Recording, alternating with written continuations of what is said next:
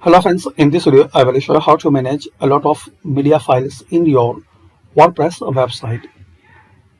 Search this plugin, Enhance Media Library. Remember this icon and search this one and install it. And after installation, make activate and use it. This is the popular plugin. Using this plugin, the plugin will be handy for those who need to manage a lot of media files.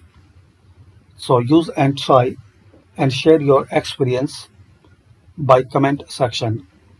Hopefully guys you like this video.